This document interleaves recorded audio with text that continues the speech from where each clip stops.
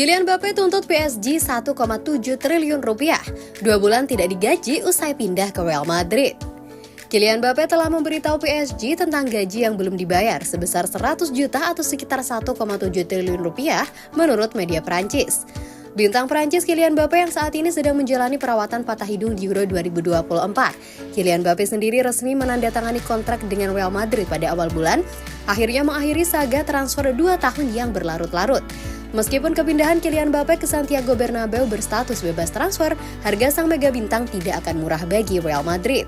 Kabarnya Real Madrid membayarnya dengan biaya penandatanganan sebesar 150 juta euro selama durasi 5 tahun kontraknya. Mbappe secara cuma-cuma akan menghemat pengeluaran tahunan hingga 200 juta euro.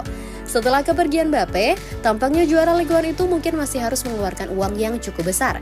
Pasalnya, PSG dituding tidak membayar gaji Mbappe selama 2 bulan terakhir kontraknya.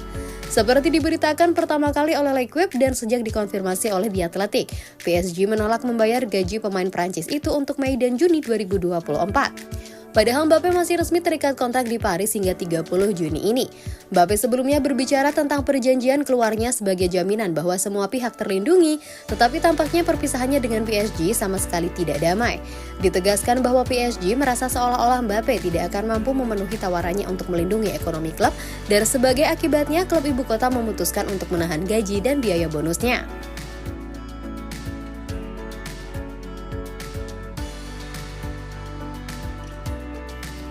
Joselu segera tinggalkan Madrid dan berlabuh ke Qatar.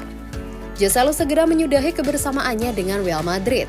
Striker 34 tahun itu akan memulai petualangan baru bersama klub Qatar Al Gharafa. The Athletic melaporkan Joselu telah menerima tawaran tersebut. Manajer Carlo Ancelotti sebetulnya berencana tetap mempertahankannya musim depan. Madrid juga sudah diberitakan akan segera mempermanenkan statusnya usai dipinjam dari Espanyol musim lalu. Joselu disebut akan mendapat gaji yang jauh lebih besar dari yang diterimanya saat ini di Spanyol. Itulah yang diyakini menjadi salah satu faktor ia bersedia hijrah ke Timur Tengah. Lagi pula ia akan pergi dengan catatan manis bersama Madrid.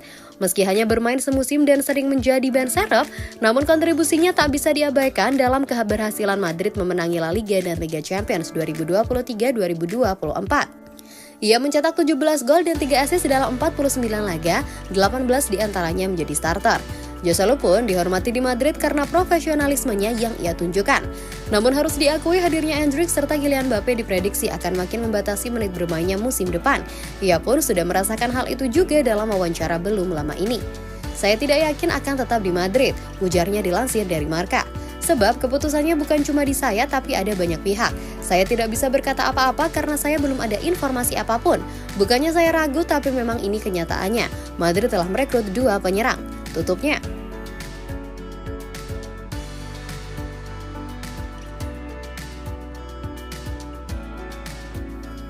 Strategi Real Madrid membajak Alphonso Davies dari Bayern Munchen. Real Madrid dikabarkan akan merekrut setidaknya 1 pemain lagi di jendela transfer musim panas ini. Itu menyusul konfirmasi kedatangan Kylian Mbappe yang telah lama ditunggu-tunggu pada awal Juni. Hampir pasti akan ada back yang bergabung di mana Lina Yoro dan Alphonso Davies menjadi kandidat utama. Pada tahap ini, kemungkinan besar Yoro akan bergabung karena kerumitan muncul dalam transfer Davies selama beberapa minggu terakhir. Kabar baik bagi Real Madrid adalah pemain berusia 23 tahun itu masih dalam proses untuk menandatangani kontrak, meski belum ditentukan kapan ia akan pindah ke ibu kota Spanyol. Menurut Diario AS, Davies telah memutuskan negosiasi kontrak dengan Bayern Munchen. Itu berarti bahwa ia akan pergi dengan potongan biaya pada tahun 2024 atau tanpa biaya apapun pada tahun 2025. Real Madrid berencana untuk menguji coba dengan tawaran dalam beberapa minggu mendatang, salah satunya itu tidak akan melebihi angka 30 juta euro. Bayern menginginkan lebih jika mereka kehilangan Davies musim panas ini, tetapi Real Madrid siap menunggu hingga tahun 2025 untuk mendapatkan pemain mereka secara gratis. Jika itu terjadi, Ferland Mendy akan tetap menjadi bek kiri pilihan pertama, dengan Fran Garcia sebagai cadangan.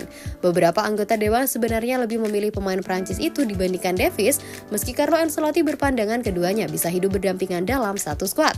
Masih harus dilihat apakah Bayern akan melepas Davies atau akan mempertahankannya hingga musim panas mendatang, dengan harapan tipis bahwa dia akan menandatangani kontrak baru. Real Madrid bersikap santai dalam menghadapi masalah ini sebagaimana mestinya.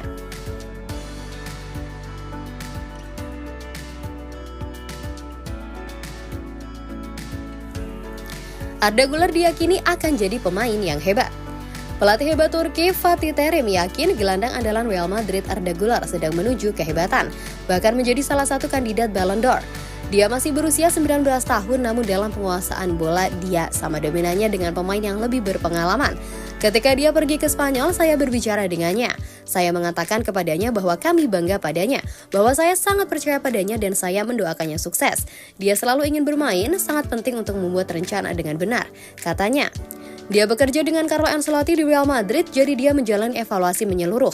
Dalam beberapa tahun terakhir, pemain seperti Tchouaméni, Diaz, Valverde, Camavinga telah dimasukkan ke dalam sistem Real Madrid. Namun saya yakin Arda Güler akan mempercepat perkembangan ini, sangat menarik untuk memikirkan dia bersama Mbappe dan Vinicius musim depan. Jika dia memikirkan karirnya dengan benar dan mudah-mudahan tetap sehat dan bebas cedera, Arda Güler bisa menunjukkan bakatnya dan suatu hari nanti bakal menjadi salah satu kandidat Ballon d'Or. Izinkan saya menjadi orang pertama yang mengatakannya, tambahnya.